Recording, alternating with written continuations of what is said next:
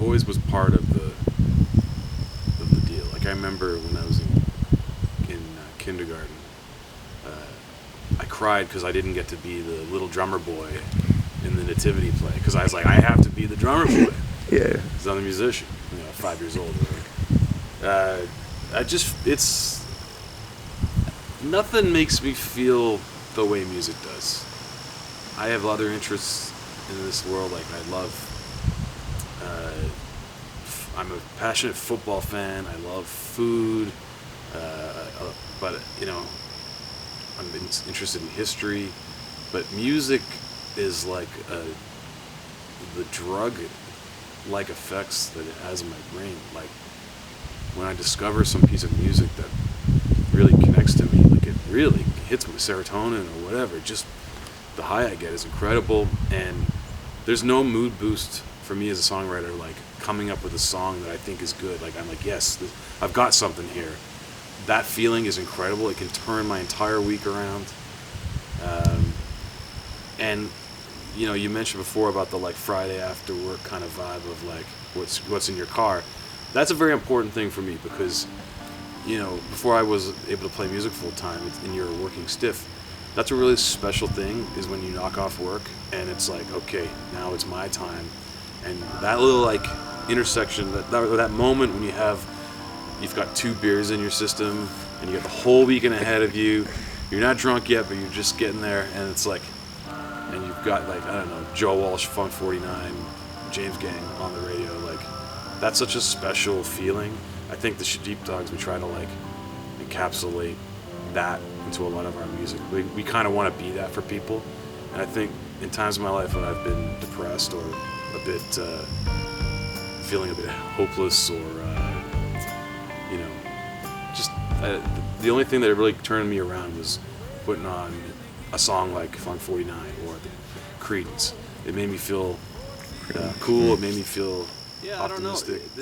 I don't know.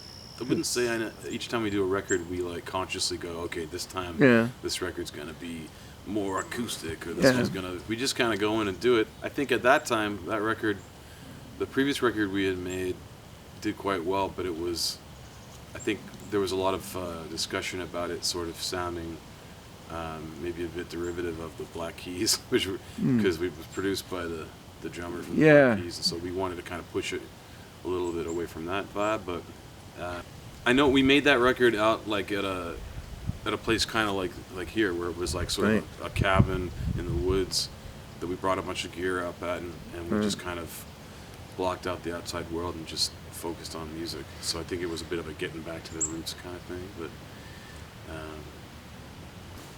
you've got your entire life to write your first album, and then you get 6 months to do the next one. Every time you make a record or play a show, you get better, and you learn what works and what doesn't work, and that's valuable, that experience, so that when you go and do it again, it's not as hard or it's not as new.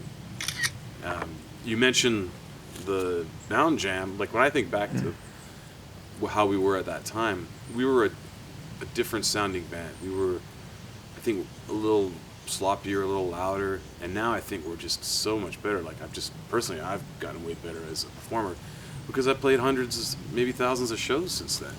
And the band has just gotten reps playing together because we just play together all the time. So that experience is really valuable, and it's the same with going into the studio. We've made a number of records, I don't know, 8 records or something like that. And every time I go into the studio, I learn something. I've made other records with my brother and done other projects in between times, and I learn something every single time. So yeah, it's, I don't have the leisure of an entire lifetime to write an album, but it doesn't take me as much time to do those things anymore. I can turn out a song quite a bit quicker, and it's not like I have to sit down and write it, physically. It's more like just ideas that come to you, and you just get better at learning how to harness them and putting them onto a recording and turning them into a thing that you then pull your phone out and go, let me hear the Sheepdogs or whatever. Right. I'm hoping we just go back to the traditional ways of doing things. I mean, certainly from a business standpoint, does it make sense to keep doing an album? That's being tested, It seems like individual songs are being discovered. things like playlists, that stuff's all how, I mean, it just comes down to how do people discover music nowadays, right?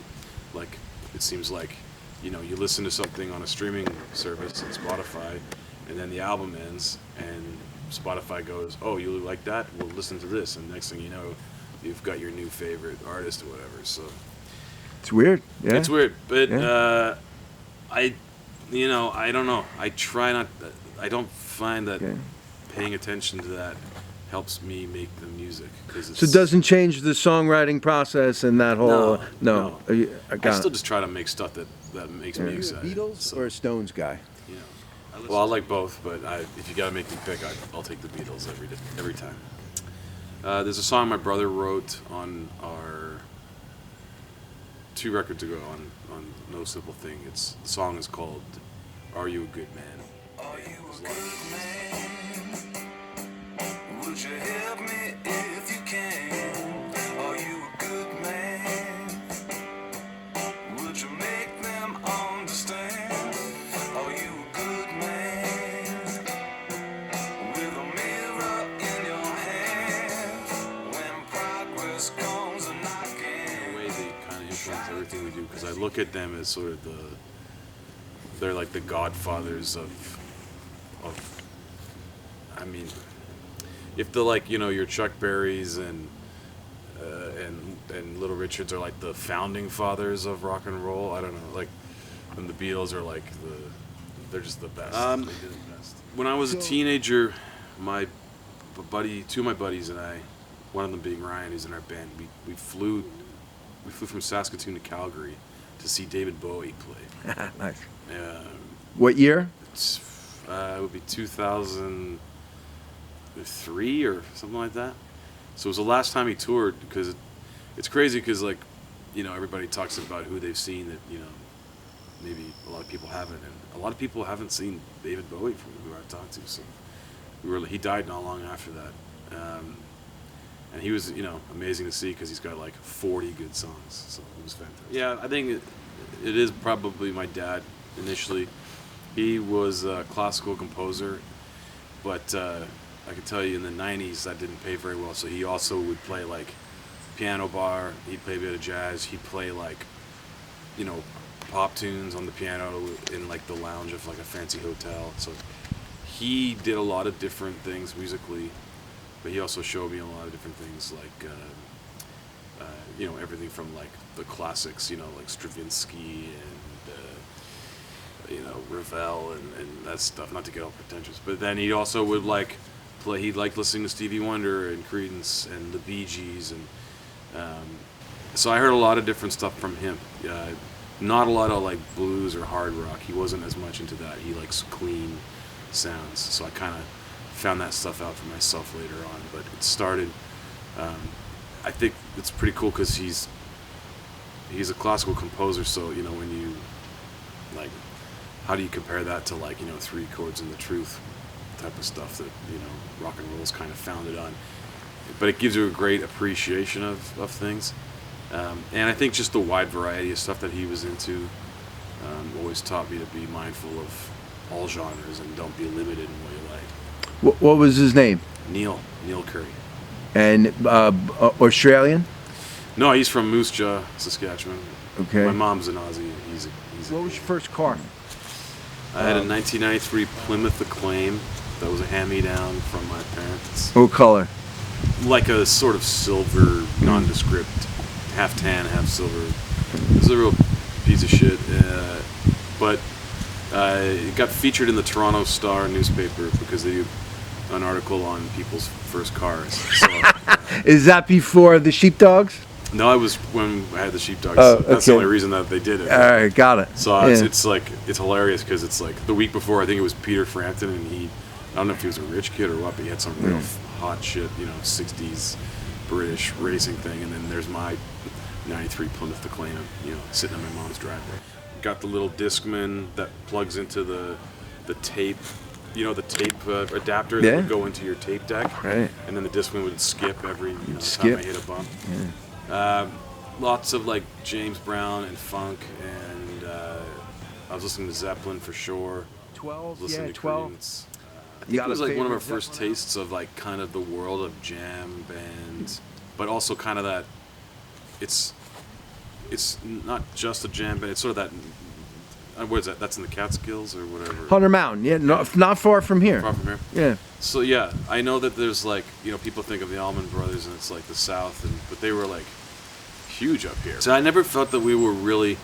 I've always felt we kind of defied categorization. Like, we're not all the way a jam band or a blues band, or we have a bit of those elements. So I think we always kind of snuck in. Like, we could play a folk fest, we could play, you know, a country leaning festival, we could play a blues fest. We can fit in with jam crowds, but we're not. You know, we play too many songs in our set, I think, to be a jazz band. You know, and we don't play for like 4 hours like Fish or something. Yeah, it's very cool. I've heard a lot about it, especially those rambles that they would have. I wish I could have seen one of those because they sound amazing. But very cool, really great spot. I wish I had something like this. Do you myself, guys write know. a set list out in advance? Is it? Yeah, we use a set list. We try to make it flow real nice, and we do segues and stuff so that it's nice and one goes into the next. I love a set that flows. I don't do that much talking, so I want it to be wall to wall music almost. I learned that from one of my heroes. There's a band called the Sadies from Toronto. Tremendous band, and that's what they do. They always link every song up. But yeah, we'll do a bunch of new stuff, a bunch of old stuff, just all mixed together. But I really want to craft it so that it's like, it's a show. I want people to come and feel like, you know, we've given it some thought and it has sort of peaks and valleys to it.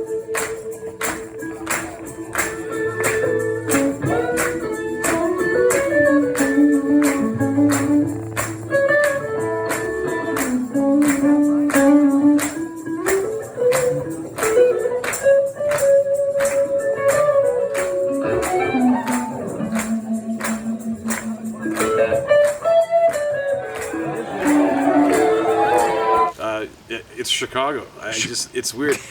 I know. I played, because people think they're not very cool, but like, I played clarinet, speaking of not being cool, and you know, it's not exactly a chick magnet of an instrument, but I liked rock music, but I liked horns, and I liked jazz, and Chicago was kind of this midway point of that music, and they're a very exciting band. They had really cool arrangements. I can't recommend those first 3 Chicago albums enough.